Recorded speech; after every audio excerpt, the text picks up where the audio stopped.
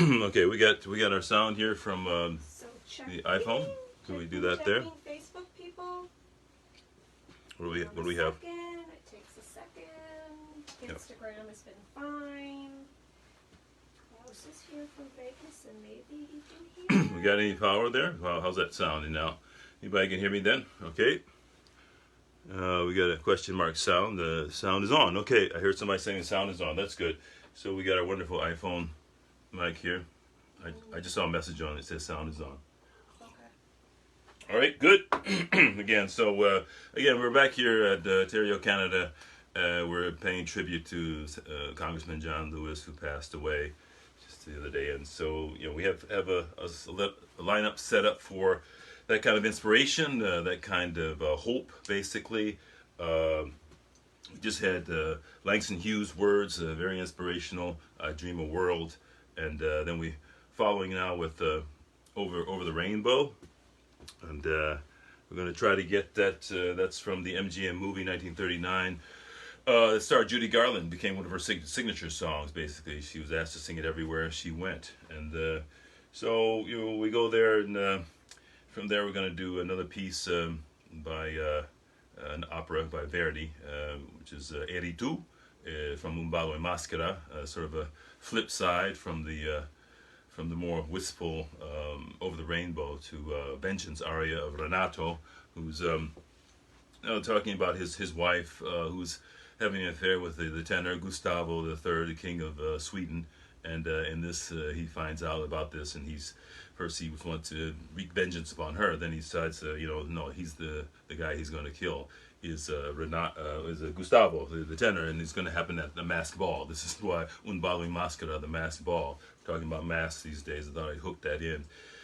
So that's going to be the connection there. And then we're going to move on after that a little later to Is Not His Word Like a Fire from Elijah. Fantastic text there from Jeremiah and Psalms, highlighting the specifics of God's word and how it's so powerful. And then we finish off with the wonderful "Get the Whole World in His Hand," which is Margaret Bonds' arrangement. But right now we're just get started here with the Over the Rainbow here.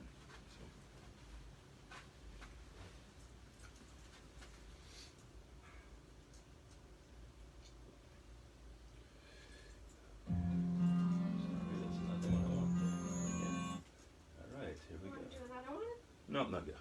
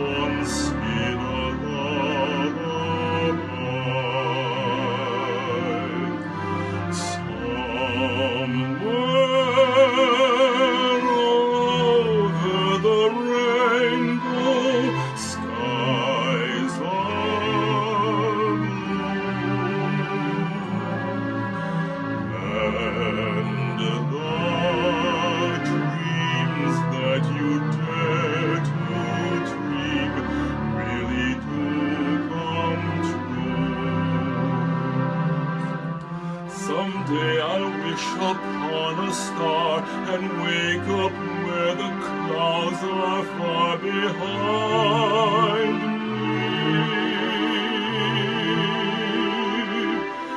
where troubles melt like lemon drops away above the chimney tops.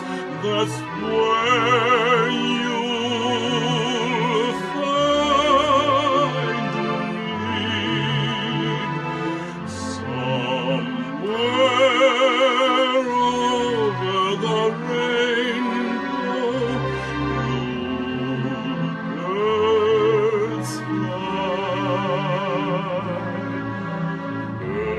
Birds fly over the rainbow.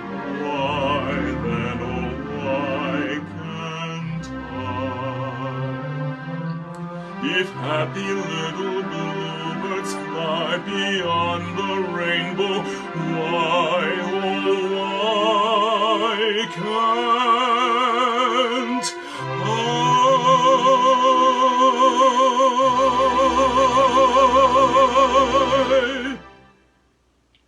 Yeah, that's Over the Rainbow.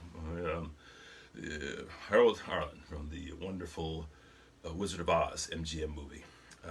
Yeah, I started this, when I was 18. I went from my Godspell with high school, singing Prepare the Way of the Lord and All Good Gifts, to 3 months later doing a program in Cleveland that was dedicated to the arts, singing, acting, dancing. We did for the first time in a sort of workshop, summer program, work program, and then they did a production called The Wiz That Is. Again, it's an original adaptation of L. Frank Baum's first story that they used in The Wizard of Oz. They used also in The Wiz, but this was the Wiz That Is, and we had it very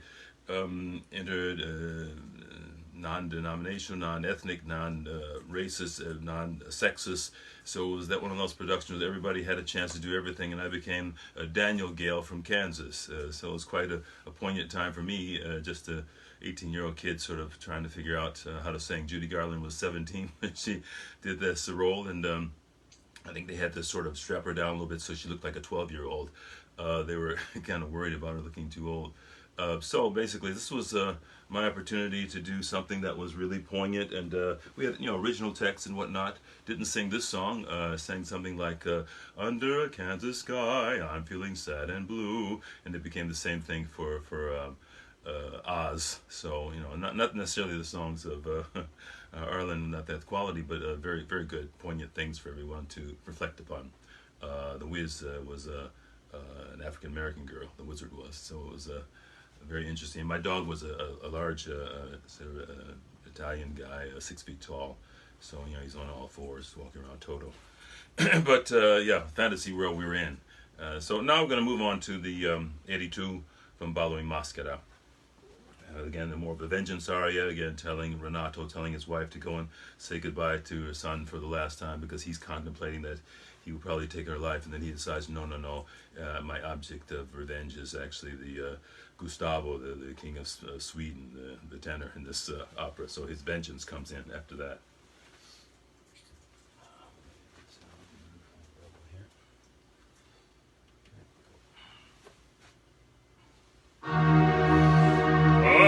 Alzati, là tuo figlio, a te concedo riveder, nell'ombra e nel silenzio, là il rossore lonta mia nascondi.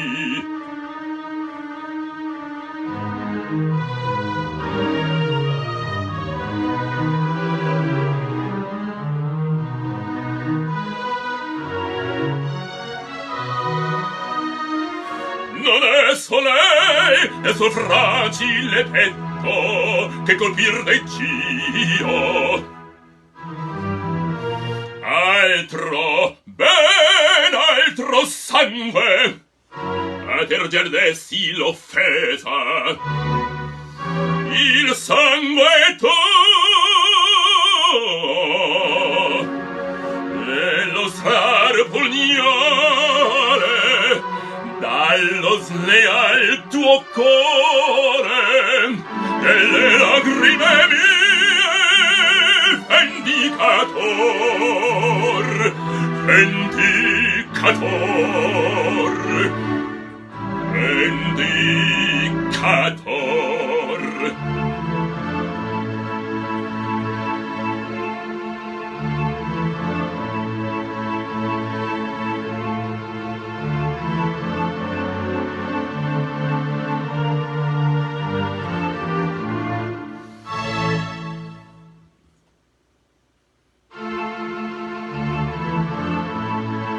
Eri tu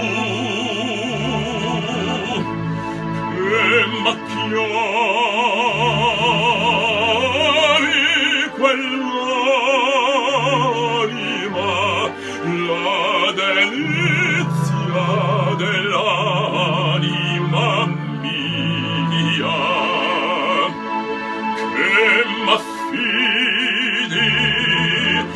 d'un tratto esecrabile l'universo avveleni per me, avveleni per me. Traditor, che compensi in tal guisa dell'amico tuo primo, dell'amico tuo primo la fe.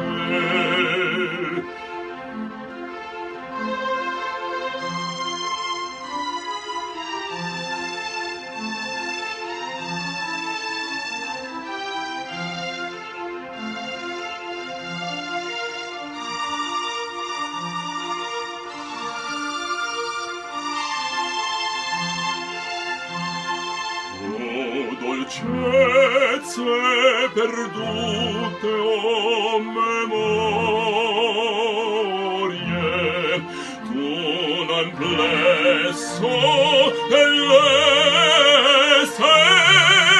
il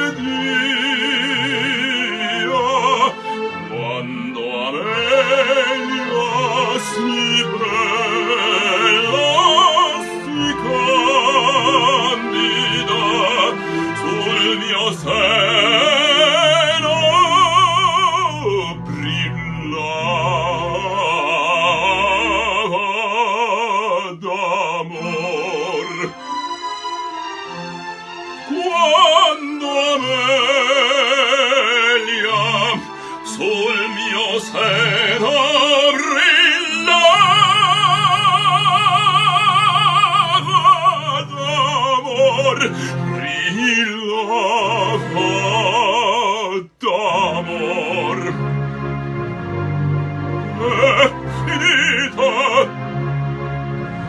non siede che l'odio, non siede che l'odio e la morte nel vedovo cor.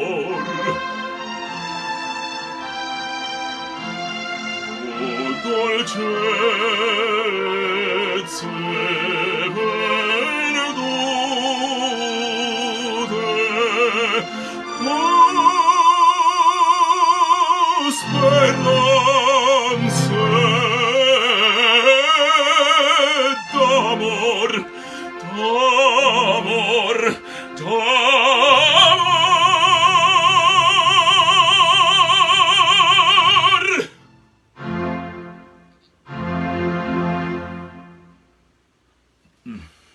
Yes, and that's Renato's aria 82 from Un Ballo in Maschera, the masked ball. So, Mike from last year says, who needs the tenor? yeah, well, Amen. a lot of times it is the baritone that gets whatever less is left of the opera, I guess. So, here we are. Yeah, so basically, I want to say again, hello to everybody, any of those out there who might be coming in a bit later. I see we have a little bit of lower power on my iPhone. I think we should be okay. We got at least 20%, so we should be running fine. I can switch and we can adjust the Instagram a tiny Oh, bit. no, you don't have to. Okay, well. No, this is fine. Oh, sorry. Okay, good. This is good. Hi, people. Just, switching it up. I think that may be a reason why we didn't get any power to the mic earlier, because that might have to be attached while the microphone is on, but that's fine. Just passing. We could be good. We could be good. I think we are good. We're gonna be good. Technical world is a wonderful place to be. If the thunderstorm outside doesn't shut our power off. It was green outside a little bit ago, friends. So if you are in Toronto, GTA area, batten down the hatches. And our cottage people, are you getting storms out there? Don Martins, Donna and Dee. Who's getting storms? So yeah, anybody want to recap here?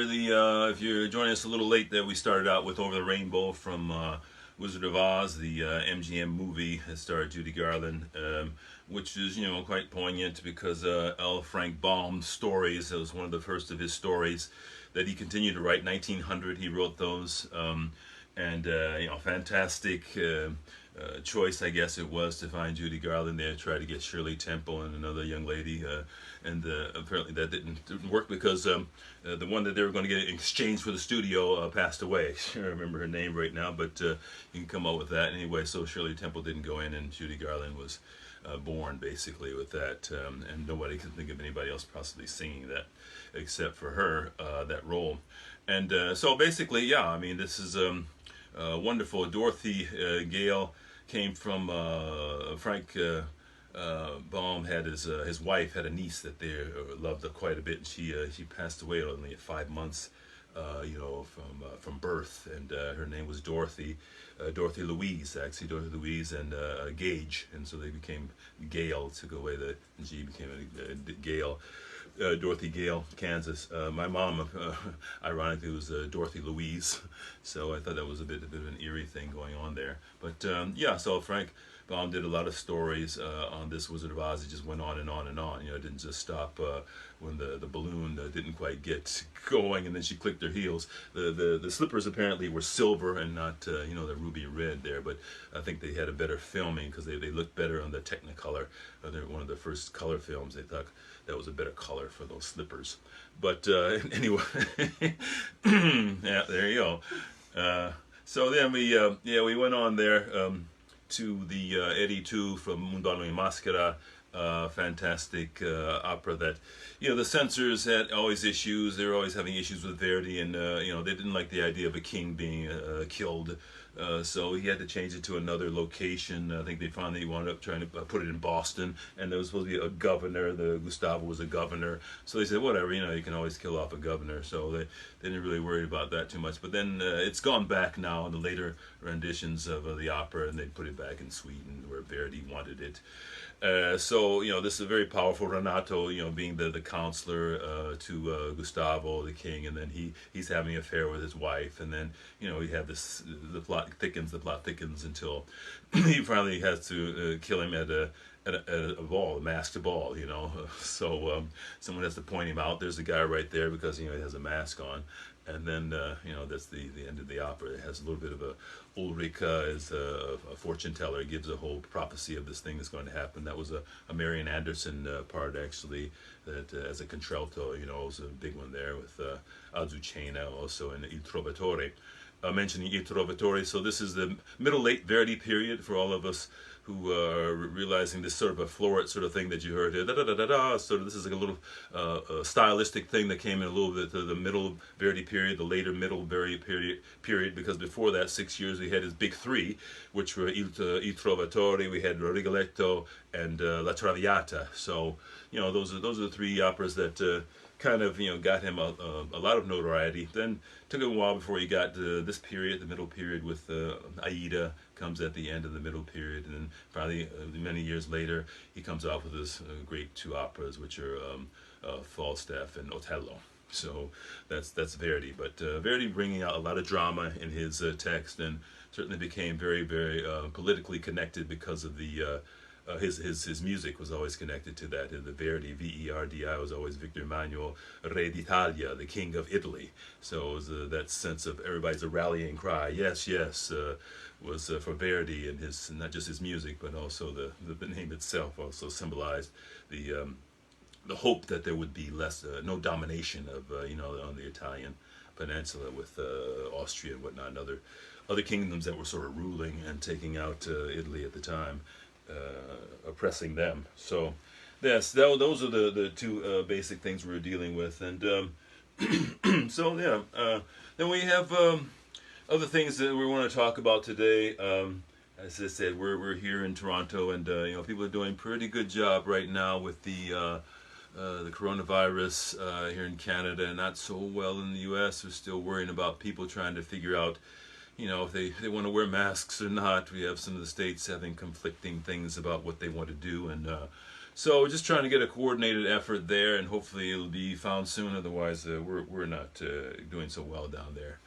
So this is what the prayers have to go out now, big time. I think there was a movement at one time for the billion prayer, sort of not like the Million Man March basically, but it was a billion prayer sort of a movement that people did together, and they came together. And I think it just got commercialized too much because it was a great idea. Prayer, a lot of times, if you don't believe in the Santa Claus in the sky, let's see if we're going to pray for something that we need. Is to pray. Praying changes us. It opens us up to the possibility of doing things that are necessary to give a good idea about what we need. And so that's basically, again, we have to keep praying about this as much as possible.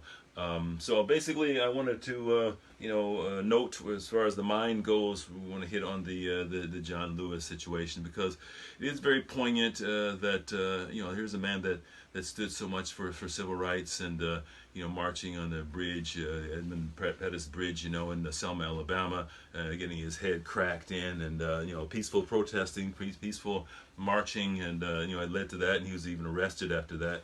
So it became a great symbol of hope, as well as Martin Luther King. They're all there.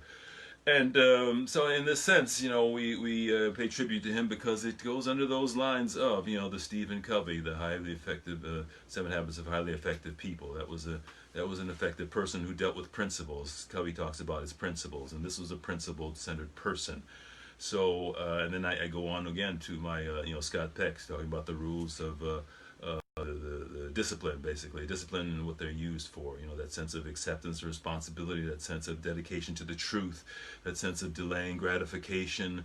And, that was what the peace movement was about. Delay this gratification. We'll get there. We do the hard stuff first, which is, to face your opponents, your accusers, those people that are up against you in a non-violent sort of way, and come through because it shows upon them that they have less of humanity when they actually go the other direction. And he said that as the further they went into the South with nonviolence, people became more violent against them. But again, it shone light on that, and we had the civil rights movements and signing of legislation by Lyndon Johnson, 64 and whatnot. So that proved to be very, very poignant. And again, there's a balance in there, and I guess that's another Scott Peck. But it was very poignant to me to see John Lewis recently going back to that bridge in Selma, Alabama, meeting with a group of people, and coming outside and seeing a little boy who come from Tennessee and had his little sign saying, John Lewis, you're my hero.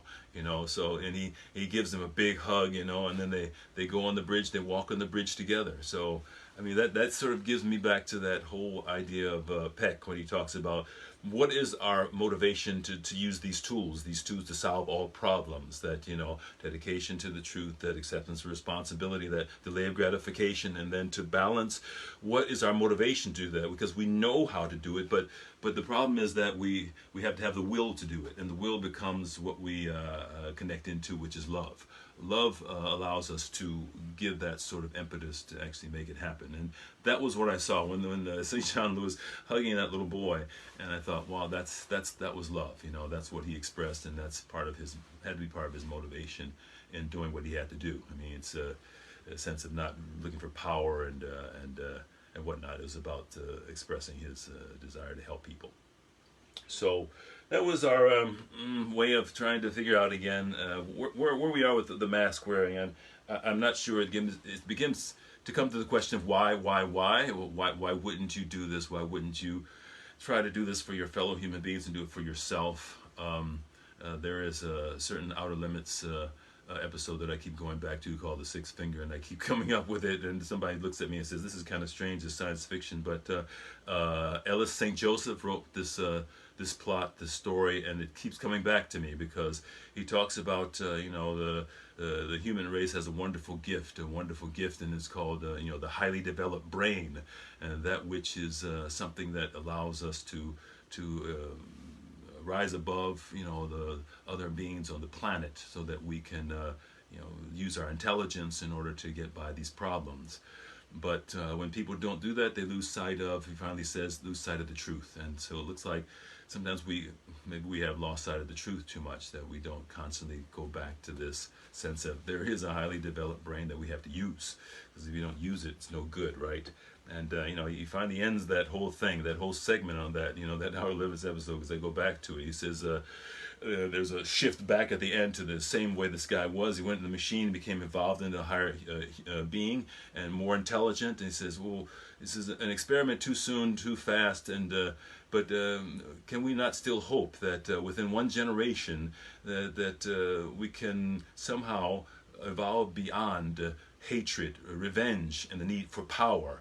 And the question is that not, after all, the ultimate goal of evolution, that we should get there? This is Scott Peck talking about what are we evolving into? And he says, you know what, as I read the book, he says, we're evolving into God. God wants us to evolve into himself. High responsibility, big responsibility. Then we have to do certain things that are God-like in order to live up to that. And, this is evolution. Are we getting there? Are we learning? Are we trying to renounce these things that are not helpful to our intelligence? I hope so. So that's kind of where we are with sorry to go around the block on that one with evolution, but give me some comments, please, if you need to do that. Have we gotten any comments? Anybody? Yeah, so Don Martins is talking about when you mentioned the article in New Yorker, the Marian Anderson Defied the Nazis story. Kira Thurman actually wrote that article, and she's at a University of Michigan, actually. I didn't know her from there, but I'm actually looking her up because she's maybe historical black studies at the University of Michigan is her department over there, but I'm paraphrasing badly, but anyways, just acknowledging that they saw that article and that it was valid. Nicole mentioned about, Nicole, was it the first song, the Over the Rainbow, or the second aria?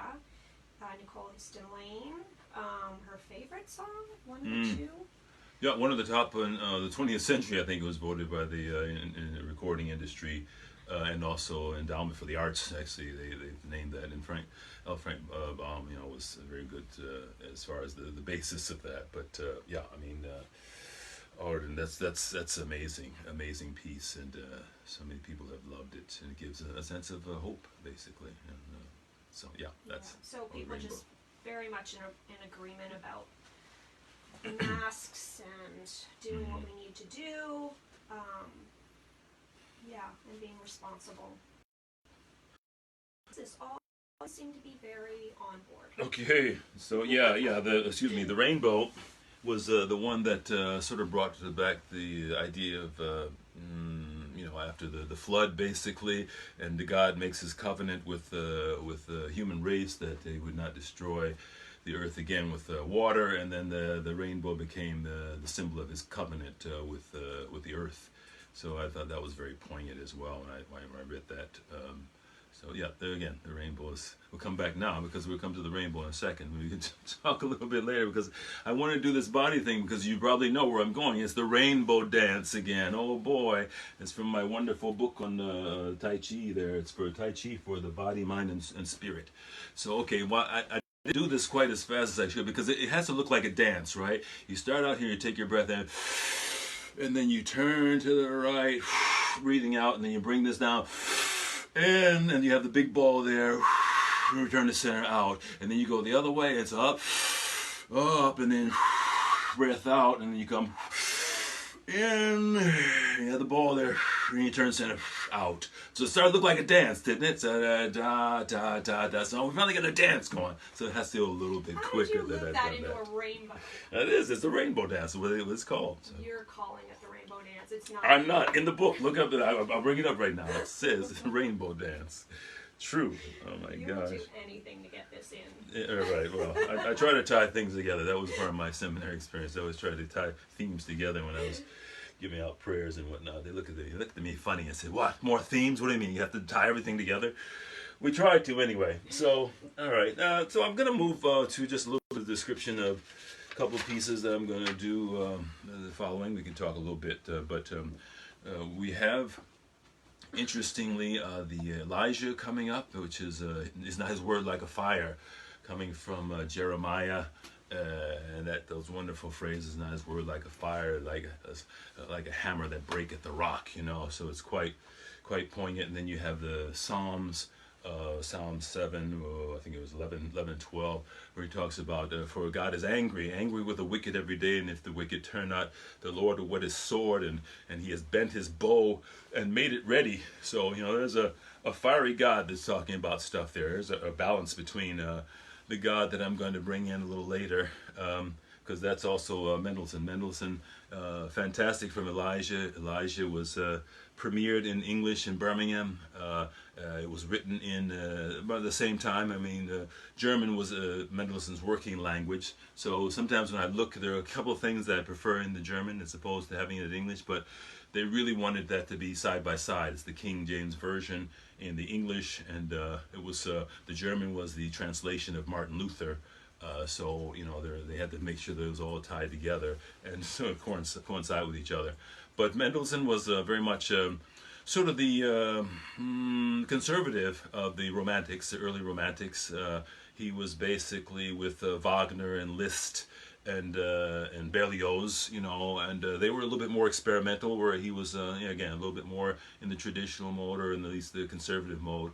And only until recently have we started to look at Mendelssohn's music and think, oh wow, this is fantastic, amazing stuff. Recent in this last century, basically, because everybody has liked it. Midsummer Night's Dream, sort of incidental music, and then actually the Christmas Carol, Hark the Herald Angels Sing, and then we have Elijah is most known for by Mendelssohn. So we'll give that to you. Then we have following, from that fire and sort of, fiery God of the Old Testament, we bring you, he's got the whole world in his hand. It's quite interesting, people can make a comment, if you will, because so many of the things you go online, you see he's got the whole world in his hands. But in essence, I looked at my research book, and I have a book on the spirituals and the backgrounds of it. I'll give you the author in a bit here. And he has very much, he's got the whole world in his hand. It's the one thing, and Margaret Bonds said it, the whole world in his hand. So I think that's a little bit more powerful when you think about it. It's just the one. That's all he needs, right? You don't need both hands. And so here we go. I mean, I think about the Ten Commandments when you go back to the old movie that Cecil B. DeMille, when Moses gets up on the rock, he says, behold his mighty hand, and then all of a sudden the sea gets parted, and the little boy says, my gosh, the wind parts the sea, and the grandfather says, God parts the sea with a blast from his nostrils. It's just that sense of the power that comes in that's so awesome. So that's, he's got the whole world in his hand. Margaret Bonds was fantastic. She coordinated many of her works, three of her really popular works with Langston Hughes. And it was about the Brown King, it was the whole Balthazar that they bring up, the three kings of Orient, So she has a wonderful piece on that, and a couple other that are quite poignant, but amazing compositions. I have one other one by her that I've done, which is Joshua at the Battle of Jericho, which I may do at maybe a later time here coming up. So these and this one's sung a lot. This he's got the whole world in his hand that she has it. So I will bring that out. So anything else we have before I can cue these up? I'm going to cue these up right now. Excuse me, Barbara Ann Maddox is just talking about this piece with you, really. Acknowledging that the hand is singular, which that's impressive. I thought it was plural as well. Oh my God, I think I'm going through puberty. My voice is changing today, folks. Suzanne Young just talked to her mom in Dorset. So backstory on that: Suzanne Young is a colleague of mine originally from University of Michigan. Again, we're talking about University of Michigan a lot today. And Mark works we both worked in Dorset, but Mark originally worked in Dorset. And Suzanne's mom lives in Dorset, which is literally a hamlet of, 25 people or something, incredibly small. So that was a pretty fantastic part about Dorset, is getting to meet a colleague of mine's mom, which under no other circumstances would we have ever met. And introduced you to elderberry wine, which got you through a few Oh my gosh, yeah, that was great stuff for me. Yeah, I mean, we're talking about the elderberry because I was dealing with a little bit of more than a little bit of mold sensitivity breaking up in the body. Because here's this whole thing we're talking about, still delaying of gratification, and I had a nice naturopath and a nice nutritionist that gave me some good stuff, chlorella, spirulina, basically. But it took some discipline to say, okay, I need to do this, get rid of sugars, not do this, delay gratification. I like sugars, but you can't do it. I mean, you have to take a certain time before you can get rid of it, and it certainly has helped the singing quite a bit to get rid of this thing and shut it down. But again, like the wearing of masks, about the getting coronavirus, if we did the hard stuff and just say, if I get that through, because they've told me, the naturopath and nutritionist says, eat this stuff right now, stay on this diet, but after that, it's like, gone, do what you want, eat what you want. It's like, oh, really? Oh, so I just do the hard stuff right now, and then, you do what you want. But that's the difficult part, isn't it? Doing the hard stuff at the beginning, the delaying of gratification. That's just my little commercial. And so maybe with a little bit of that, because that was such a crazy time, and the Porgy and Bess that just aired, I think, was that only last night? I don't know, pandemic time. But Right. So the only Porgy and Bess that you've sung fully staged was in Amsterdam, yeah. Amsterdam over a year ago now. Yep, yep. And that was a struggle as well with the mold stuff. And Yeah, a bit. So it's been a task to get through that, and to again get the right people, get the right diagnosis. That's always hard too. Again, you talk about the testing that goes on, because I'm going through such a long period of time when you don't know what's going on, then you can't really address the problem if you don't know what's going on. I did many different things because I didn't know what the problem was until I had a nice naturopath says, well, just do this test, find out. There are the results. We're in good shape because we know what's going on. I feel hope. I feel idea that I know what to put in place, what kind of a plan that's going to work, that will get me better. So that worked a lot, and that was very helpful to get. And it took a while. So the testing is really important to get that done and find out where we are. That's where we are there. Okay, so we have "Is Not His Word Like a Fire" from Mendelssohn's Elijah.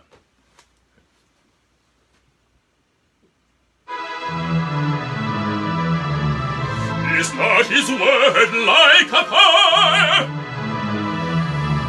and like a hammer that breaketh a rock, a hammer that breaketh a rock, that breaketh the rock into pieces, like a fire, and like a hammer that breaketh a rock, that breaketh a rock, and like a hammer that breaketh a rock.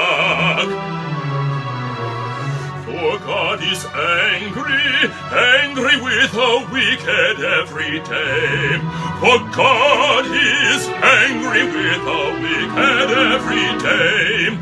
And if the wicked turn not, the Lord will whet his sword, and he hath bent his bow, and made it ready, ready. Is not his word like a fire, and like a hammer that breaketh the rock, and like a hammer that breaketh the rock? Is not his word like a fire, and like a hammer that breaketh the rock, that breaketh the rock, that breaketh the rock, and like a fire, like a hammer that breaketh the rock? Is not his word like a hammer that breaketh the rock? Is not his word like a hammer that breaketh the rock into pieces? Is not his word like a hammer that breaketh the rock?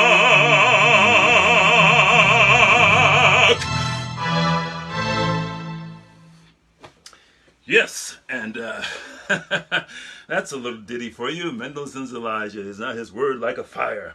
I didn't recall, yes, I sang this at the National Cathedral in Washington, That was when I'd met Cheryl Milnes afterwards, and I told him that I'd been there. And I said, they told me that you were the one that sang this before me, and that you got up on the big, the podium there, and the pulpit, and you put a box on top so you even be higher than on the pulpit. And I said, I didn't do that. I didn't try to be as high as Cheryl Milnes. And he laughed, and he got a kick out of that. But this went really well when I was there. My dad and my mom and sisters, brothers were there to watch me do this at the National Cathedral with the Choral Society. So it was very poignant.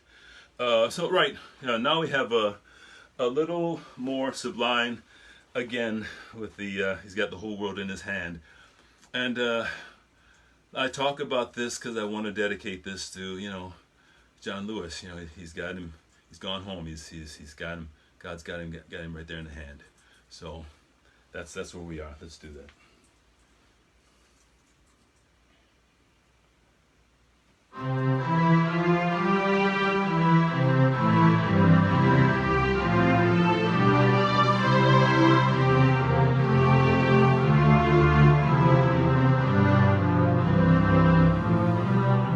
He's got the whole world in his hand. He's got the whole world in his hand. He's got the whole world in his hand. He's got the whole world in his hand.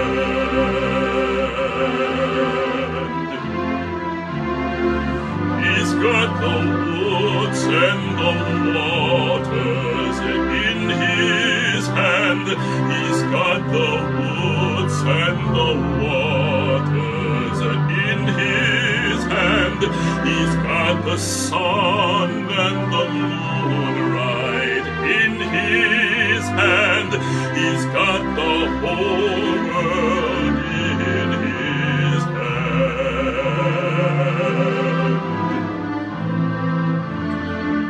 He's got the birds and the bees right in his hand. He's got the birds and the bees right in his hand. He's got the beasts of the field right in his hand. He's got the whole world in his hand.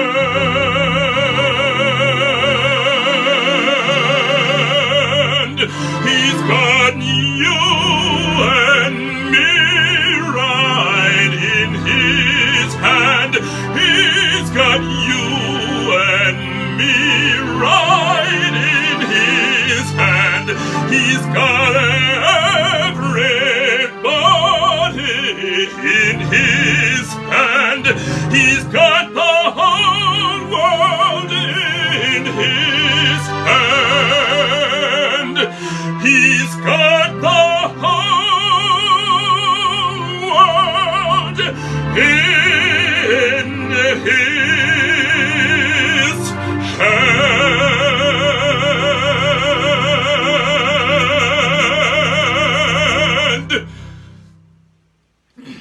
Yes, amen. He's got it right there. All of us. He's got all of us. So I want to thank everybody for coming and joining with me. We got John Lewis right there in his hand. We got all of us dealing with coronavirus, the deaths we've had. We're right there in the hand, okay? So please, stay healthy, stay safe, and mind, body, and spirit. God love you all. Thank you.